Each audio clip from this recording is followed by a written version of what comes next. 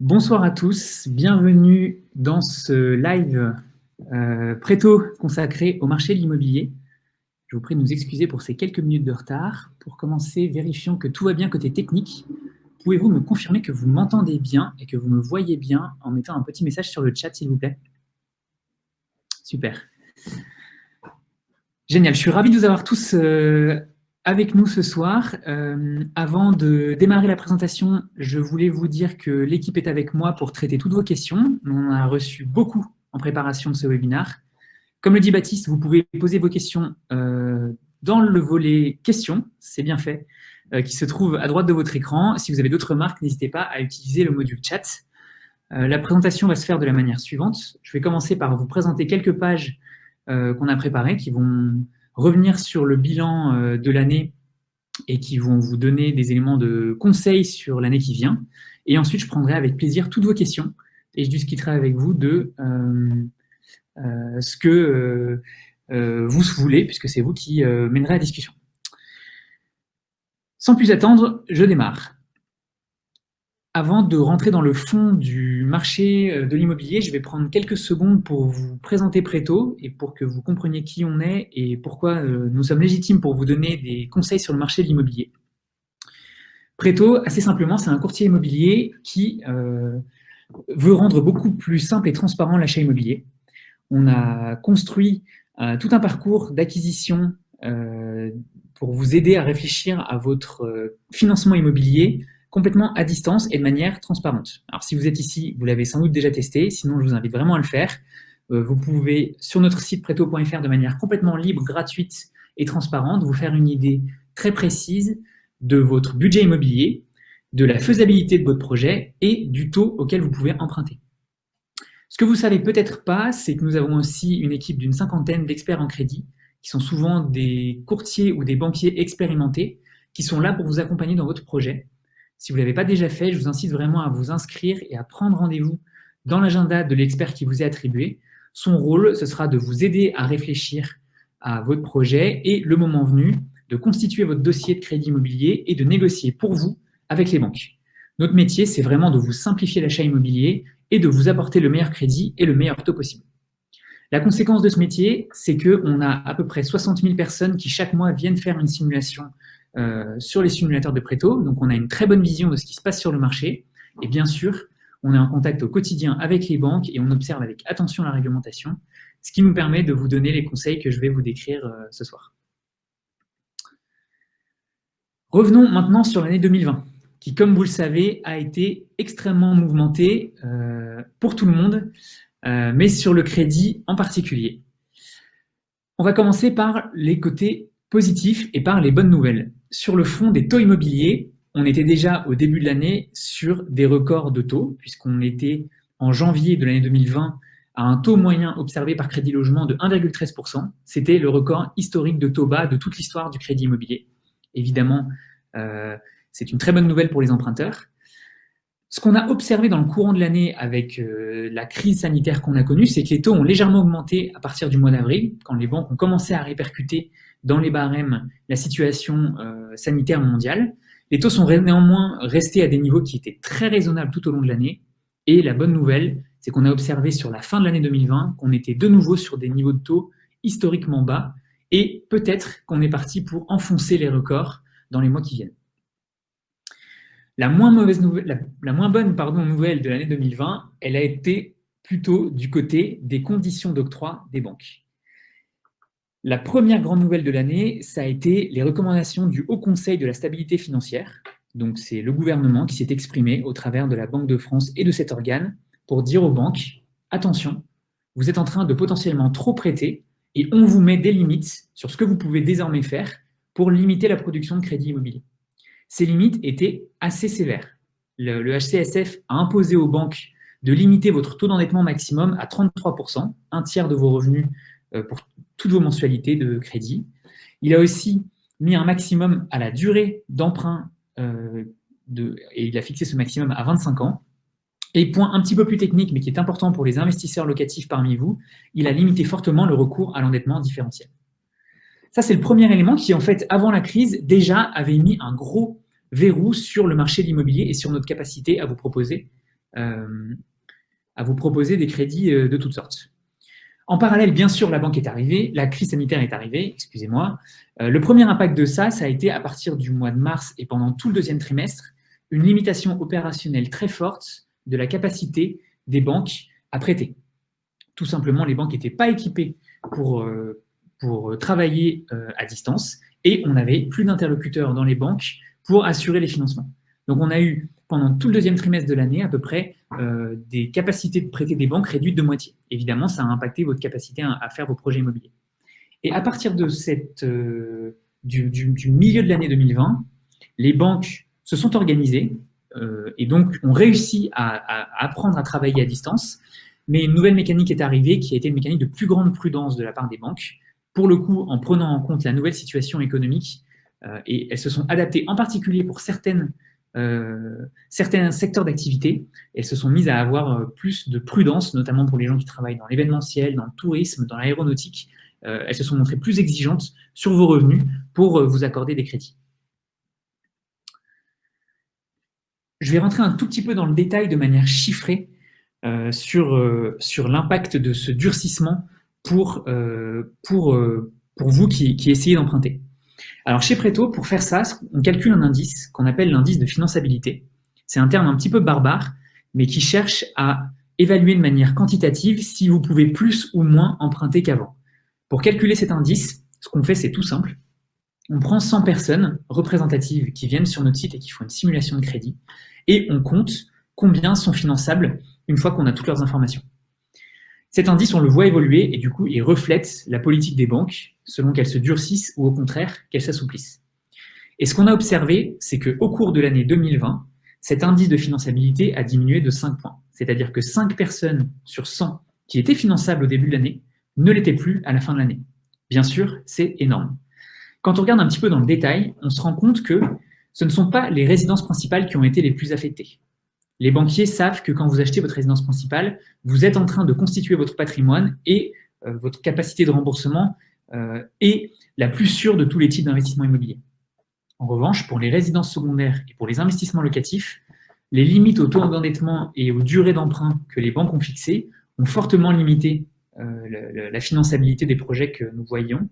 Sur les résidences secondaires de 10 points, ce qui représentait 20% des projets, et sur les investissements locatifs de 12 points, ce qui représentait de la même manière à peu près 20% des projets. Donc on est sur une baisse nette de la capacité des banques à octroyer des crédits pour ces typologies de projets. Une autre conséquence des nouvelles règles du HCSF en 2020 a été que vous, emprunteurs, vous vous êtes adaptés pour rentrer dans les clous de la réglementation. Et vous avez fait deux choses. La première, vous avez allongé votre durée d'emprunt. C'est assez logique, puisque le taux d'endettement maximum est imposé. La ressource que vous avez pour contourner cela, c'est d'allonger votre crédit. Et on a observé que la durée moyenne des crédits était passée de 20 ans à 21 ans, ce qui est très significatif en un an. Par ailleurs, l'autre levier à votre disposition était d'augmenter votre apport. Ce que vous avez fait, vous êtes passé d'apport moyen constaté chez Préto de 35 000 € à 43 000 €, soit une augmentation de 8 000 €, ce qui est extrêmement significatif. Et il faut le dire, va dans le sens de ce que souhaitait le régulateur. Ce n'est donc pas prêt de changer, on va y revenir. L'apport est et reste un sujet clé pour vos projets immobiliers. Les règles de finançabilité sont complexes et je ne peux pas, dans cette présentation, vous les expliquer toutes. Je vous invite donc à faire la chose suivante si vous ne l'avez pas encore fait. Rendez-vous sur notre simulateur app.preto.fr et simulez votre projet. Vous y trouverez une simulation fine et adaptée à votre situation et vous serez capable de voir en quelques clics quelle est votre capacité d'emprunt. Maintenant qu'on a fait ce petit bilan de l'année 2020, je vous propose de réfléchir ensemble à ce que devrait être l'année 2021. De manière générale, nous sommes chez Préto optimistes pour cette année. Évidemment, on est en train de traverser tous une crise économique significative. Néanmoins, un certain nombre de facteurs qui ont pesé de manière négative sur le marché de l'immobilier en 2020 s'annoncent beaucoup plus positifs pour cette année. Je vais les prendre un par un avec vous. Premier point, la recommandation du HCSF. Je viens d'en parler, elle a resserré significativement le marché en 2020. Bonne nouvelle, cette recommandation a été assouplie par le gouvernement, en partie suite aux remontées des professionnels de l'immobilier. Ils ont assoupli ces recommandations à la fin de l'année 2020 pour entrer en vigueur au cours de l'année 2021. Le taux d'usure, autre facteur important qui limite les capacités des banques à prêter, notamment pour les ménages les plus modestes, puisqu'il fixe un taux maximum que la banque ne peut pas dépasser, a un petit peu augmenté. La conséquence de ça, c'est que les ménages les plus modestes qui ont été parfois exclus du marché de l'immobilier par le taux d'usure trop bas vont de nouveau pouvoir emprunter. Les taux d'emprunt, j'en ai dit un mot tout à l'heure, qui sont à des niveaux historiquement bas, vont le rester. Les banques centrales arrosent les marchés de liquidités, ce qui signifie que les banques ont des coûts de refinancement très faibles. Les États, comme la France, empruntent à taux négatifs. La conséquence de tout ça, c'est que les banques peuvent et prêtent à des taux qui sont extrêmement faibles, ce qui soutient la demande sur le marché immobilier. Du point de vue de la continuité opérationnelle, qui a été un vrai problème pendant le premier confinement, les banques ne pouvaient matériellement plus prêter. Les banques se sont adaptées depuis, et même en cas de reconfinement maintenant, on sait dire avec confiance que les banques seront capables de s'organiser et de vous suivre. Le seul point noir dans tout ça, c'est la solvabilité des ménages. Il est encore difficile, à l'issue de l'année 2020, de mesurer l'impact de la crise économique sur la population française. Néanmoins, on sait que malheureusement, le taux de chômage risque d'augmenter en France et que des entreprises seront en défaillance.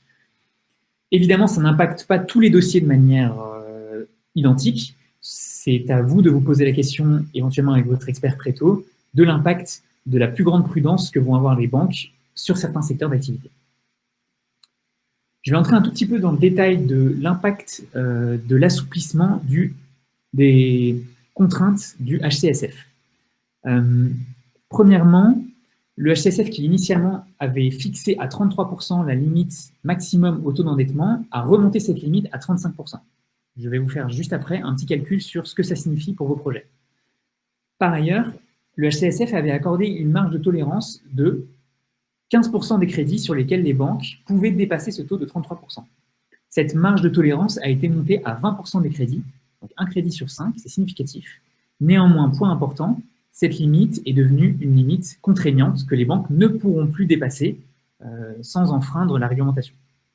Enfin, point important pour vous qui empruntez dans le neuf ou qui font des travaux significatifs qui vous empêchent d'habiter immédiatement le bien que vous achetez, la limitation de 25 ans qui était stricte et qui s'appliquait à tous les projets a été un petit peu détendue pour permettre aux projets d'achat de biens neufs en construction ou avec des travaux très significatifs d'emprunter sur 27 ans, ce qui vous laisse jusqu'à 2 ans pour réaliser ces travaux ou la construction nécessaire. Qu'est-ce que ça signifie pour un projet concret? On prend ici l'exemple d'un couple qui a 4 000 € de revenus et qui emprunte à un taux qu'on qualifiera de ordinaire de 1,57% sur 25 ans. Si on retient un taux d'endettement maximum de 33%, ce couple ne peut pas dépasser une mensualité de crédit de 1 320 €, ce qui sur 25 ans, c'est-à-dire la durée maximum d'emprunt, représente 327 000 € empruntés. Quand on passe à 35%, la mensualité maximum que ce couple peut rembourser devient de 1 401 €. On peut considérer que c'est parfaitement soutenable et que du coup, la banque peut prêter jusqu'à 347 000 € à ce couple, lui faisant gagner 20 000 € de capacité d'emprunt, c'est-à-dire quand même 6% de capacité d'emprunt. C'est non négligeable quand il s'agit de choisir un bien qui correspond à ses aspirations, à la localisation qu'on souhaite, etc. Dans le cas plus spécifique du neuf ou des travaux, on peut rajouter 2 ans de capacité de remboursement, soit de nouveau 20 000 €, et donc augmenter de 40 000 € le budget des personnes concernées grâce à l'assouplissement du HCSF. Compte tenu de ce que je viens de vous dire sur l'année 2021, on aimerait vous donner quelques éléments pour vous aider à réfléchir à la question suivante. Vous qui réfléchissez à un projet immobilier, est-ce que c'est le bon moment pour acheter? Bien sûr, on n'a pas de boule de cristal, néanmoins, on peut vous apporter quelques clés de lecture pour vous aider dans votre réflexion. Pour commencer, parlons du cas de la résidence principale.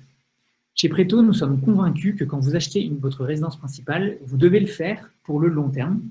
Et par long terme, on entend plus de 5 ans. Et donc, il n'est pas opportun d'essayer de vous positionner en fonction des fluctuations du marché, que ce soit des prix de l'immobilier ou des taux d'intérêt. Tant que les marchés ne sont pas à des prix complètement délirants, nous considérons que ce qui prime, c'est votre projet de vie et le fait de pouvoir occuper le bien le plus longtemps possible pour être certain d'amortir les frais de transaction, notamment les frais de notaire. Par ailleurs, si on regarde la situation actuelle, il est notable que les taux sont historiquement bas. Ce que ça veut dire, c'est que les prix de l'immobilier qui ont augmenté sont en partie compensés par le moindre coût qui va vous être imputé sur les intérêts de votre crédit immobilier. Oui, vous allez payer plus cher les biens que vous achetez sur le marché, mais cette hausse des prix est largement compensée par les taux d'intérêt. Si demain les prix devaient baisser, à condition que vous ayez occupé suffisamment longtemps votre bien, vous ne serez pas trop impacté par cette baisse des prix de l'immobilier. Puisqu'on parle de prix de l'immobilier, nous ne sommes pas experts de ce sujet chez Préto, nous nous tournons donc vers une autre société qui s'appelle Meilleurs Agents, que vous connaissez sans doute, qui bien mieux que nous se penche sur cette question de la prévision de l'évolution des prix de l'immobilier. L'observation que fait aujourd'hui Meilleurs Agents, c'est de dire qu'après des années de hausse forte des marchés de l'immobilier, on a aujourd'hui une demande qui reste soutenue sur ce marché. Vous en êtes la preuve, vous êtes nombreux sur ce live ce soir. Donc Meilleurs Agents n'anticipent pas un effondrement des prix du marché de l'immobilier, mais une baisse mesurée d'environ 1%. Par ailleurs, on l'a dit, les banques sont en soutien sur les achats de résidence principale. Elles savent quand vous achetez une résidence principale que vous êtes en train de constituer votre patrimoine, de préparer votre retraite. Et pour une banque, c'est évidemment quelque chose de très positif. Et donc les banques restent très tolérantes. On a vu que la finançabilité n'a baissé que de 3 points sur les projets de résidence principale. Vous pouvez donc toujours emprunter. En revanche, si vous pensez acheter pour revendre au bout de quelques années en profitant d'une hausse des prix de l'immobilier, là pour le coup, ce n'est pas quelque chose que nous vous recommandons de faire chez Préto. Nous pensons que les achats spéculatifs qui permettaient de profiter de la hausse continue des prix de l'immobilier depuis quelques décennies, c'est quelque chose qui s'annonce très risqué pour les années à venir, et donc nous ne vous recommandons pas de vous lancer dans ce type de problème. Concernant les investissements locatifs, nous pensons que les investissements locatifs restent une solution attractive pour vous aider à diversifier votre patrimoine et préparer votre retraite. Pourquoi? Là, il faut réfléchir en comparaison des autres alternatives que vous avez. L'alternative principale à un investissement locatif dans la pierre, c'est d'investir sur les marchés financiers. Aujourd'hui, vous savez que les marchés financiers sont à des plus hauts absolument historiques, que ce sont des marchés qui sont encore assez volatiles, et il est vrai que vous prenez un risque en vous positionnant exclusivement sur les marchés financiers. Par ailleurs, les taux étant extrêmement bas, vous profitez d'un effet de levier qui est très fort. Avec seulement quelques dizaines de milliers d'euros d'apport, vous avez accès à la propriété immobilière pour des biens qui valent plusieurs centaines de milliers d'euros. Donc, nous pensons que d'un point de vue conjoncturel, faire un investissement locatif en 2021 a toujours beaucoup de sens, à condition de garder vos biens sur du long terme. On ne dit jamais assez, l'immobilier, c'est du long terme, nous ne vous conseillons pas d'essayer de spéculer. Néanmoins, concernant les investissements locatifs, ce qui risque de vous limiter, c'est la finançabilité que vous accordera les banques, qui sont nettement plus regardantes qu'elles ne l'étaient auparavant, notamment sur le taux d'endettement, et qui ne vous permettent pas, en utilisant le mécanisme de l'endettement différentiel, de capitaliser sur vos loyers perçus pour augmenter très significativement votre capacité d'endettement. Donc en résumé, si vous pouvez faire des investissements locatifs sur le long terme, nous pensons que c'est toujours positif de le faire, mais nous savons que malheureusement les banques sont plus regardantes sur ce sujet. Pour finir, je vous propose de vous rappeler quelques conseils importants sur tout ce que vous devez faire pour maximiser vos chances d'optimiser et d'obtenir le meilleur crédit immobilier possible dans votre situation. Le premier point, c'est de rentrer dans les clous de ce que les banques peuvent et veulent financer. Le taux d'endettement, c'est un élément clé. On en a parlé, les HCSF. Le HCSF, même s'il y a une marge de dérogation pour les banques, si elles peuvent rester dans l'enveloppe des 35%, c'est beaucoup plus facile pour vous d'obtenir votre crédit. Évidemment, le calcul de vos revenus sera un élément clé. Quand on dit 35% d'endettement, c'est 35% de vos revenus. Calculez donc bien vos revenus. Faites-les bien calculer par votre courtier, que ce soit chez Préto ou ailleurs, ou par votre banquier. Le variable est un point très important dans le calcul de vos revenus. Il faut que le banquier soit convaincu du fait que vous allez toucher votre variable, si vous en avez un, dans les années qui viennent, notamment en se basant sur ce que vous avez perçu dans les années précédentes. Un autre élément clé, c'est si vous avez déjà des crédits.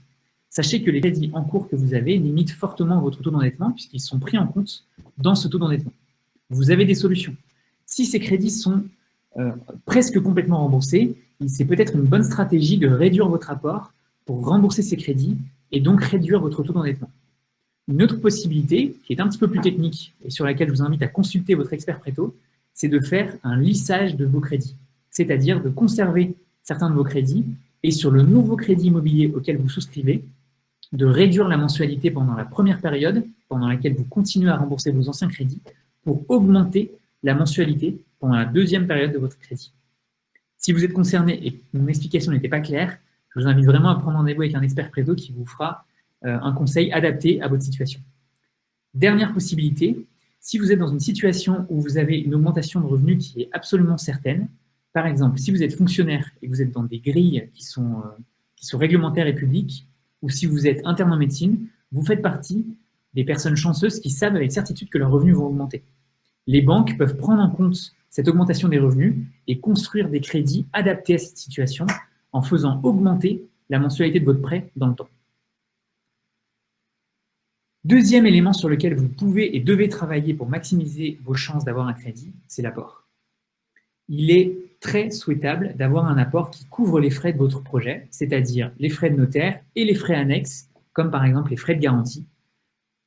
On emploie un ordre de grandeur pour couvrir ces frais qui est de 10%. En fait, c'est un petit peu moins, mais si vous avez la capacité à apporter sur la base de votre épargne ou de la donation de personnes de votre famille, par exemple, 10% du montant de votre prêt, alors la banque se sentira extrêmement sécurisée et sera très encline à vous prêter.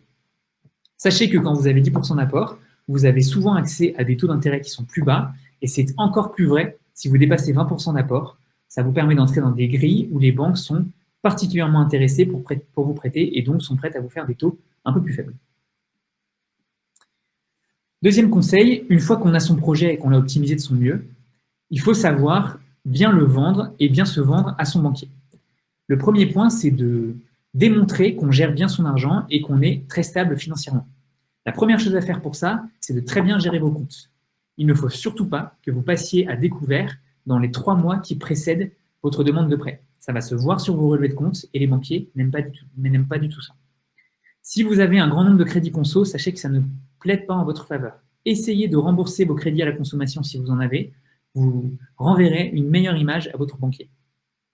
Un deuxième point qui est important, c'est que vous devez garder en tête qu'un banquier qui vous fait un crédit immobilier ne va pas gagner beaucoup d'argent sur ce crédit. Il espère vous gagner en tant que client et avoir la possibilité de vous proposer d'autres produits, qu'il va appeler les contreparties. Tous les banquiers s'attendent déjà à ce que vous domiciliez vos revenus dans la banque qui va vous faire le crédit immobilier. C'est vraiment le b.a.-ba, n'essayez pas d'y échapper, vous allez vous attirer les foudres des banquiers, ils ne vont pas vouloir vous prêter.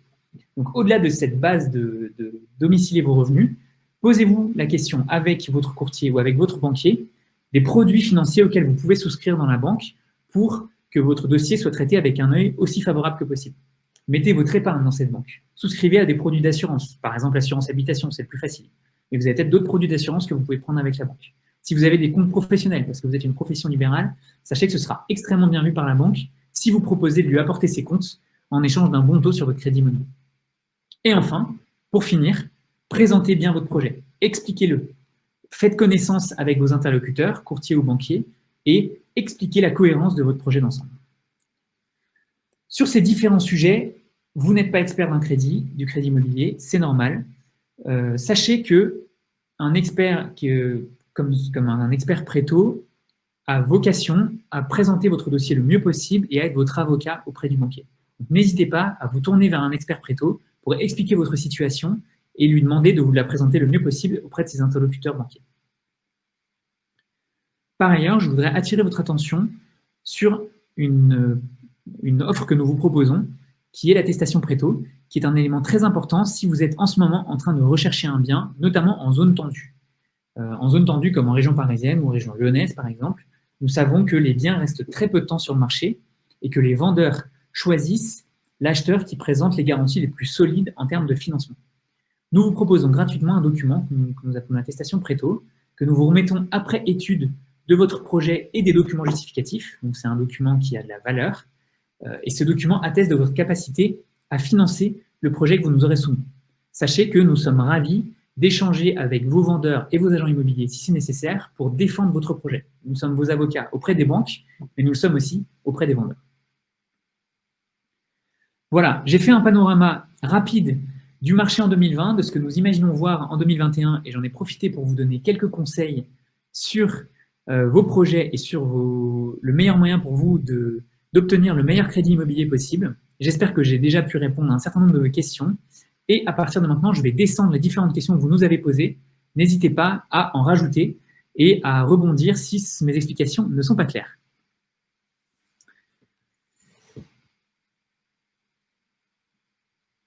Alors, la première question qu'a choisie l'équipe est la suivante, je vais la lire. Pouvez-vous détailler la limite du recours à l'endettement différentiel? De quoi s'agit-il exactement? Quelle est la nouvelle limite? C'est Sylvie qui nous pose cette question. Alors, l'endettement différentiel, c'est un mécanisme qui permet aux investisseurs locatifs de prendre en compte le fait que quand vous achetez un bien d'investissement locatif, vous percevez des loyers. Et donc, de manière assez logique, on pourrait considérer que ces loyers remboursent une partie de la mensualité de crédit que vous avez dû souscrire. Le mécanisme de l'endettement différentiel consistait à dire, plutôt que de retenir l'intégralité de votre mensualité de crédit, de votre taux d'endettement, on va y retrancher les loyers que vous percevez. Je vais essayer de prendre un exemple un petit peu précis et j'espère ne pas trop vous embrouiller dans les chiffres. Prenons l'exemple de Pierre qui gagne 3 000 €. Pierre a fait un investissement locatif, il touche 500 € de loyer sur un appartement pour lequel il rembourse une mensualité de 800 € de crédit. Dans le fonctionnement classique, Pierre a un endettement de 800 € sur 3 000. C'est déjà un endettement élevé, il est presque à 33% d'endettement. Dans le fonctionnement avec endettement différentiel, on retire les 500 € de loyer des 800 € de mensualité de crédit, ne reste que 300 € de différentiel. 300 € sur 3 000, on n'est plus qu'à 10% de taux d'endettement. Donc vous voyez que dans le fonctionnement classique, on est à peu près à 25% de taux d'endettement. Avec endettement différentiel, on n'est qu'à 10%. C'est donc un mécanisme très favorable aux investisseurs locatifs qui a permis à certains de faire de nombreux achats à la chaîne, puisqu'ils capitalisaient sur leur loyer perçu pour faire de nouveaux investissements. Malheureusement, ce mécanisme n'est plus permis par le HCSF. Voilà, donc ce n'est pas une bonne nouvelle. Il n'est plus possible d'employer ce dispositif et donc malheureusement, certains d'entre vous qui ont déjà un endettement significatif ne pourront plus faire de nouveaux investissements locatifs. Ensuite, j'ai une question de Marie qui nous demande combien de temps garder sa résidence principale? Je l'ai depuis 7 ans. Alors, il n'y a pas de réponse exacte et précise à cette question. Nous, ce qu'on observe, c'est que dans le cas général, à partir de 5 ans, vous avez, en plus si vous l'avez depuis 7 ans, vous avez connu une belle progression des prix de l'immobilier, donc félicitations Marie. Et à partir de 5 ans, on peut considérer que vous avez remboursé vos frais de notaire et les frais de transaction, et ça devient pour le coup indifférent d'un point de vue financier de passer à une autre résidence principale. C'est une règle globale. Maintenant, il faut rentrer dans chaque cas particulier et faire les calculs, mais ça vous donne un élément. À partir de 5 ans, à partir de 7 ans, ce qui doit primer, c'est plus la décision financière, c'est la décision personnelle. Il faut que vous vous posiez la question, est-ce que je suis heureux là où j'habite, dans telle ville? Est-ce que ce bien est adapté à ma situation familiale? Si la réponse est non, alors n'hésitez pas à vous poser la question de changer de bien. Autre question, l'accès au crédit immobilier va-t-il se raréfier au profit des plus aisés? C'est une très bonne question. Nous pensons effectivement que l'un des impacts des recommandations du HCSF a été de favoriser les personnes qui avaient déjà de l'apport et qui avaient déjà des revenus importants. Les personnes les plus impactées par les recommandations du HCSF ont été les personnes plus jeunes, qui mécaniquement ont moins d'épargne et donc ont moins d'apport, et les investisseurs. Heureusement, le HCSF a en partie assoupli sa position en augmentant le taux d'endettement maximum, et donc la situation est un petit peu moins problématique qu'elle ne l'était l'année dernière, mais je ne peux pas vous cacher qu'en l'état actuel des choses, les personnes qui ont plus d'aisance financière peuvent plus facilement emprunter que les autres. D'un point de vue plus général, il faut quand même savoir que les banques restent présentes sur le marché du crédit immobilier, y compris sur les ménages les plus modestes. Ce qui compte pour les ménages modestes, c'est de faire la preuve de la qualité de leur gestion financière. J'aurais dit, ne passez surtout pas à découvert sur vos comptes. Essayez de rembourser vos crédits, faites la preuve que vous êtes plus une cigale qu'une fourmi, même si vous avez des revenus modestes, des banques seront là pour vous suivre, on les connaît, on travaille avec elles, et on saura défendre votre projet. Il est possible d'emprunter sur 27 ans, est-ce réellement intéressant? Alors j'affine, on ne peut emprunter sur 27 ans que dans le cas des projets neufs et avec travaux, donc ça limite quand même beaucoup le champ d'action. Et est-ce que c'est intéressant? Je ne peux pas faire de réponse générique, honnêtement. C'est certainement utile pour ceux qui font des travaux et qui veulent emprunter sur 25 ans, parce que ça leur permet d'avoir 2 ans pour réaliser les travaux et ensuite d'emménager. Mais je ne sais pas vous faire de réponse plus générale. Je vous invite à consulter un expert pour évaluer dans le cas précis de votre projet si c'est intéressant. Adrien nous demande quelle est la définition de résidence principale. Un premier investissement locatif est-il considéré comme l'achat de la résidence principale si on souhaite rester locataire et qu'on n'a jamais été propriétaire, par exemple? Alors, la définition générique de la résidence principale, c'est le lieu où vous habitez la plupart du temps. Voilà. Effectivement, si vous êtes aujourd'hui locataire et que vous avez envie de faire un investissement locatif, je vais aller peut-être à la question que vous posiez, Adrien. La question se pose de dire à la banque, en fait, ça c'est ma résidence principale, et en fait d'en faire un investissement locatif. C'est possible, certains le font, évidemment, ce n'est pas quelque chose qu'on va recommander, mais je préfère être transparent sur la possibilité. Sachez néanmoins que les banques connaissent évidemment l'astuce et vont s'attendre à ce que votre projet soit cohérent. Si vous déclarez travailler à Paris et être en train d'acheter un appartement à Strasbourg pour en faire votre résidence principale, ça va paraître très bizarre aux banquiers. Donc si vous voulez profiter de la facilité de crédit qui est accordée à la résidence principale, vous allez devoir faire un investissement locatif qui est cohérent avec votre vie actuelle, donc qui est dans votre ville ou proche de votre ville, et qui, en termes de surface, correspond à votre situation personnelle et familiale. Comment calculer s'il vaut mieux liquider un prêt et baisser son apport ou bien garder son prêt, notamment si on ne cherche pas à être au maximum de notre capacité de prêt? C'est une très bonne question. Chaque cas est unique. Je vous invite vraiment dans cette situation à utiliser le simulateur Préto. Il est vraiment fait pour ça. Vous verrez que c'est très facile de faire varier votre apport d'une part et ajouter ou retirer des crédits. Et du coup, vous pourrez évaluer dans chacun des scénarios quel est le meilleur taux accessible pour vous, quelle est la mensualité résultante et combien va vous coûter le crédit dans chacun des scénarios. Ensuite, ce sera à vous de décider. Si vous avez la chance d'avoir plusieurs options devant vous, aucune de ces options ne sera nécessairement bien meilleure ou bien moins bonne. Ce sera vraiment à vous, en fonction de vos besoins, de vous prononcer. Vous pourrez bien sûr également en parler à votre expert Préto. En 2021, est-il plus judicieux d'emprunter au maximum et de conserver son épargne ou l'inverse? Comment établir ce calcul selon les cas? Merci beaucoup. Question d'Élodie. J'aime beaucoup cette question, elle est très intéressante.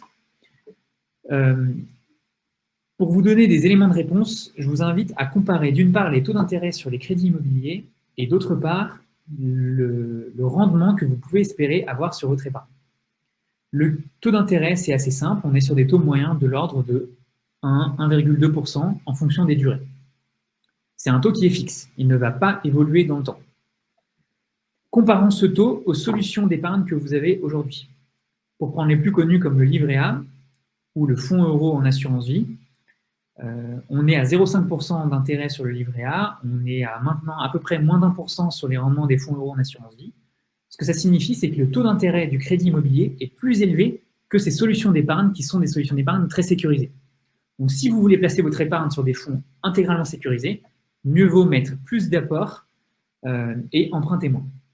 En revanche, si vous êtes prêt à placer votre argent sur des supports d'épargne de long terme un petit peu plus risqués, comme des solutions d'épargne financière en bourse, ou si vous êtes prêt à garder votre apport pour faire un nouvel investissement locatif, alors vous pouvez espérer des rendements sur votre épargne qui sont bien supérieurs à 1%. On sera plutôt autour de 2, 3, 4, 5%.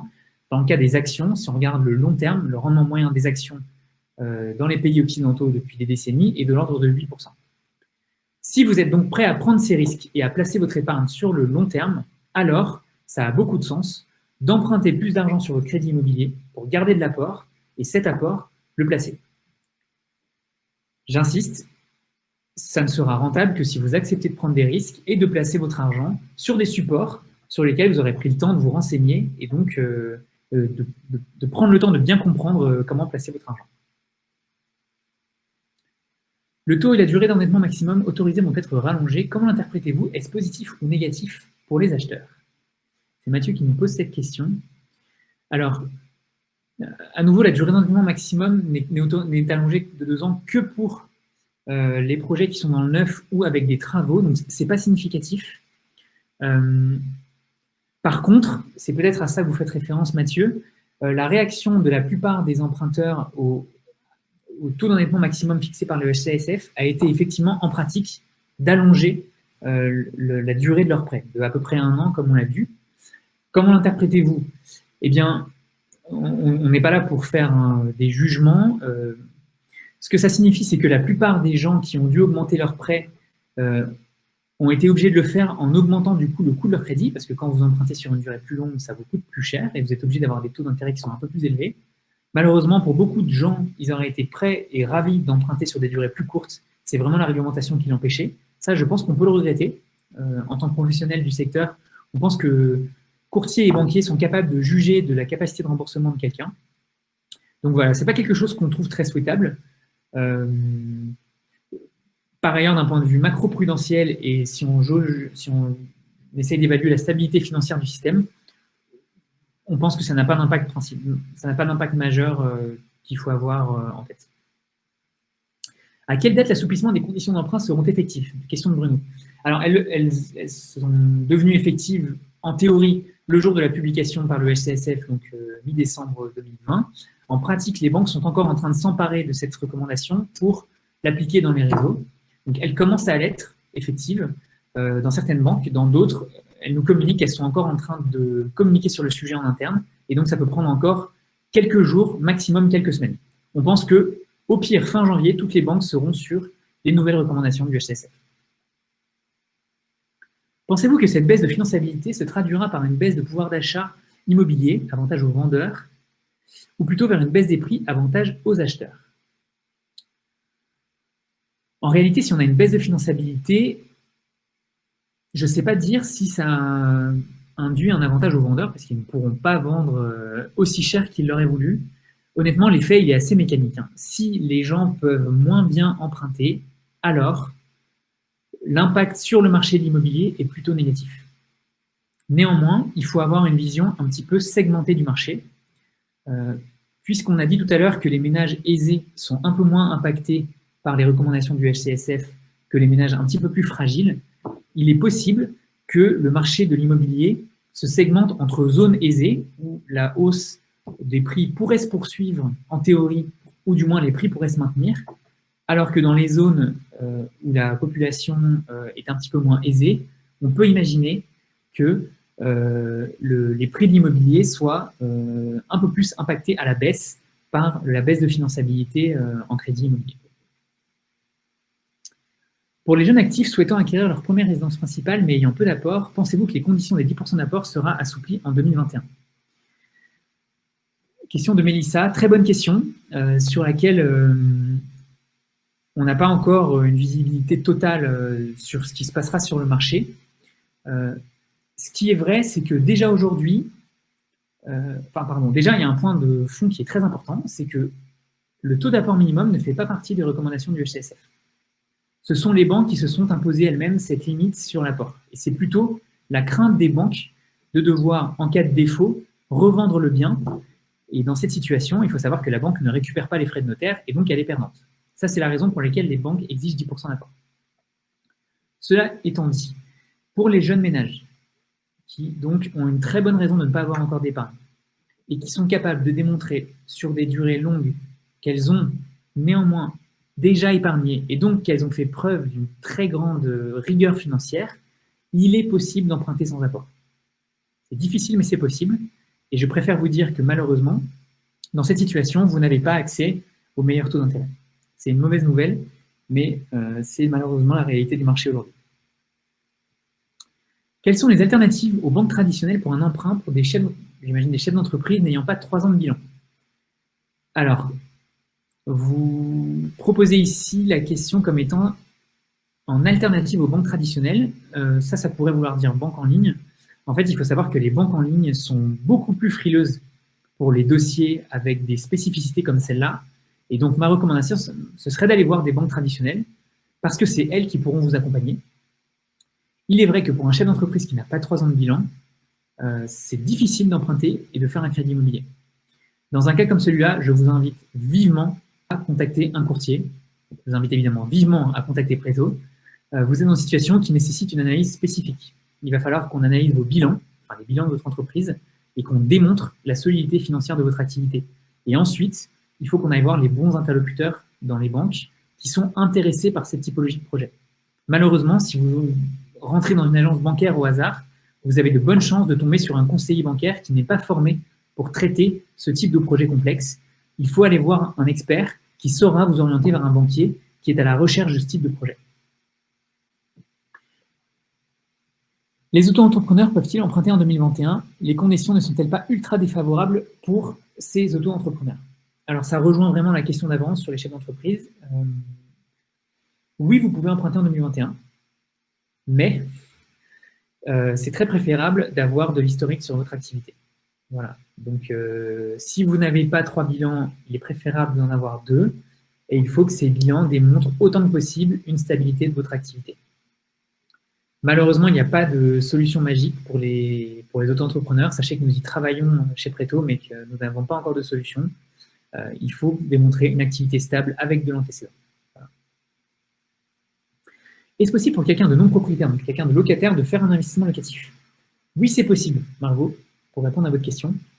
C'est possible. Sachez néanmoins que tant que vous n'êtes pas propriétaire, la banque va prendre en compte votre revenu, votre loyer actuel, dans votre taux d'endettement et va le considérer comme une dette.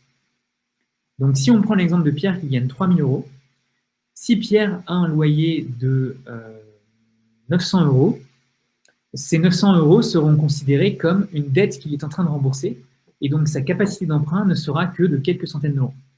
Donc, malheureusement, pour un locataire, ce n'est pas complètement idéal parce que vous êtes considéré comme déjà endetté alors vous ne l'êtes pas.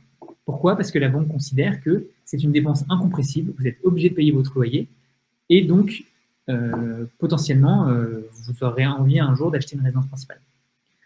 Il est vrai qu'il est un peu plus facile d'acheter d'abord sa résidence principale avant de faire un investissement locatif. Après, pour plein de raisons, vous pouvez avoir envie de faire les choses dans le désordre, entre guillemets. Vous pouvez avoir envie de commencer par faire un investissement locatif, par exemple parce que vous habitez dans une ville qui coûte très cher comme Paris, ou parce que vous n'avez pas la visibilité sur votre situation professionnelle. C'est possible. Sachez juste que le loyer va gréver votre taux d'endettement au maximum. Pour savoir combien vous pouvez emprunter, comme à chaque fois, venez faire une simulation sur le site de Preto. On prend en compte ce mécanisme dans les réponses qu'on vous apporte. Question de Patrick. Crédit en cours sur résidence principale et objectif d'investissement locatif en 2021. Quelle est la meilleure stratégie entre remboursement anticipé partiel du premier crédit ou mettre davantage d'apport sur le nouveau crédit? Alors, c'est difficile de vous faire une réponse a priori sans connaître votre situation précise, Patrick. Néanmoins, pour vous donner les premiers éléments, a priori, j'aurais tendance à vous recommander de garder votre apport pour le mettre sur le nouveau crédit. Ça devrait être à peu près équivalent d'un point de vue mathématique en termes de taux d'endettement pour vous, et ça va énormément rassurer les banques sur le nouveau crédit que vous allez faire. Je vous l'ai dit tout à l'heure, le fait d'avoir de l'apport permet de rassurer la banque sur le projet immobilier au sens large, et par ailleurs vous permet d'obtenir un meilleur taux. Ça, c'est la réponse générique. Après, je ne connais pas votre situation particulière. Si jamais le crédit qui vous restait à rembourser était sur une durée courte, il est possible que le fait de rembourser par anticipation vous permettrait de réduire nettement votre taux d'endettement et serait donc préférable. À voir avec votre expert Preto. Autre question de Patrick. Concernant la prise en compte du variable, prenez-vous en compte la participation aux bénéfices versés dans le PEE depuis plusieurs années consécutives? Malheureusement, non. Pourquoi? Parce que les banques savent que les plans épargne entreprise ne sont pas des sommes d'argent qui vous sont accessibles de manière immédiate et directe à tout moment. Il faut des cas de déblocage, sans quoi vous êtes fiscalisé. Donc les banques ne prennent pas ça en compte dans vos revenus barème. Est-ce envisageable de nantir une assurance vie pour réduire son apport et subir moins d'efforts de trésorerie? Question de Benjamin. Oui, c'est possible en théorie. Malheureusement, c'est un mécanisme très intéressant qui est réservé aux clients éligibles aux offres de banques privées. Donc on parle de clients qui ont un patrimoine financier supérieur à au moins 500 000 euros ou des niveaux de revenus de plusieurs centaines de milliers d'euros.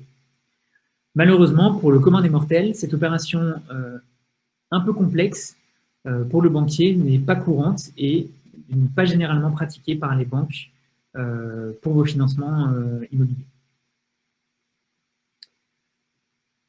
Question de Sylvie sur le SCI. Est-ce qu'il y a des différences entre un emprunt normal ou dans le cadre d'une SCI? Si oui, lesquelles?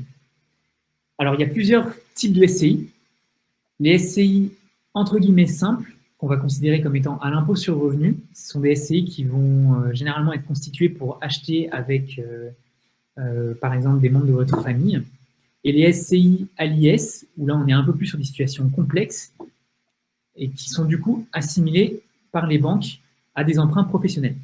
Dans le premier cas, SCI à l'impôt sur le revenu, c'est un petit peu plus complexe à monter par les banquiers, mais néanmoins c'est possible et on considère que vous pourrez emprunter à peu près comme si vous empruntiez en direct. Sur les SCI à l'IS, donc à l'impôt sur les sociétés, là on change de cadre, on rentre dans le crédit aux entreprises, qui est très différent. Les taux sont un peu plus élevés, ce sont des crédits qui sont instruits par des chargés d'affaires spécialisés, qui sont un peu plus regardants, et donc c'est plus difficile d'emprunter dans ce type de SCI. Sachez que d'ailleurs, chez Préto, nous accompagnons les SCI à l'impôt sur le revenu, mais pas les SCI à l'impôt sur les sociétés. Question de Dalila. Bonsoir, si j'emprunte de l'argent pour un projet de construction d'une maison via une SCI familiale, est-ce que ce crédit sera pris en compte dans le taux d'endettement pour un futur achat avec mon conjoint? Je prends 2 secondes pour bien assimiler la question. Oui, la réponse est oui. Ce crédit sera tout à fait pris en compte quand votre banquier fait l'analyse de votre situation financière, quand il va s'apercevoir que vous avez des SCI, que ces SCI sont endettés. Comme vous êtes caution solidaire de cette SCI, en théorie, le banquier va vous imputer la charge de remboursement de la dette. Il est possible de négocier pour que vous n'ayez qu'une quote-part de cette dette qui vous soit imputée, mais sachez que d'une banque à l'autre, les règles peuvent être différentes. Et malheureusement, dans ce genre de cas, on peut se retrouver dans des situations un petit peu complexes où la banque va demander à analyser la situation financière de tous les associés de la SCI. Donc ça veut dire concrètement demander les relevés de compte, les avis d'impôt et les bulletins de salaire de tous les membres de la SCI. Ça peut être assez compliqué, malheureusement. Voilà, il faut que vous le sachiez, quand vous êtes membre d'une SCI, ça complique un petit peu votre situation financière, quand la SCI est endettée. Et dernière question de PTZ pour ce soir, question de Christophe sur le PTZ pour ce soir. Les ressources à prendre en compte pour le PTZ 2021 se feront sur 2019. Le nouveau système de l'année en cours au lieu de N-2 pour le barème de revenus commencera-t-il bien pour 2022? La question est pointue. Je crains de vous dire une bêtise, Christophe, mais néanmoins, je vais vous donner mon sentiment. Il faudra qu'on le vérifie. N'hésitez pas à nous laisser votre email pour qu'on vous réponde après coup. Oui, il me semble que ce seront les revenus de 2019 qui seront pris en compte. Absolument. Voilà. Je vous invite à nous laisser votre email pour qu'on vérifie ce point avec vous. Voilà, il est presque 19h. Nous avons traité un grand nombre de vos questions. J'espère sincèrement vous avoir aidé ce soir au cours de ce live à réfléchir à votre projet. Et j'espère que nous aurons l'occasion de revenir avec vous en détail sur votre situation personnelle, si vous le souhaitez, avec nos experts Préto. Pour conclure notre discussion, je vais vous rappeler les très grands points clés que vous devez retenir après ce live. Le premier, c'est que vous devez viser 35% de taux d'endettement maximum quand vous construisez votre projet de crédit. Que vous devez autant que possible prévoir un apport de 10% pour couvrir les frais de votre projet. Et si ce n'est pas possible, discutez-en avec votre expert Préto. Que la durée de votre prêt est évidemment un levier important pour faciliter la finançabilité de votre projet. Et enfin, et c'est le plus important, la façon de présenter votre dossier de crédit et l'interlocuteur bancaire qui va recevoir votre projet, c'est primordial pour avoir de fortes chances de succès. Pour finir, donc, je vous invite à faire une simulation de prêt sur Préto.fr si vous ne l'avez pas déjà fait, à prendre rendez-vous avec votre expert Préto pour lui poser vos questions précises adaptées à votre projet et pour affiner celui-ci. Je vous remercie beaucoup, je vous souhaite une très bonne soirée et je vous souhaite beaucoup de succès cette année dans vos projets immobiliers. Merci beaucoup.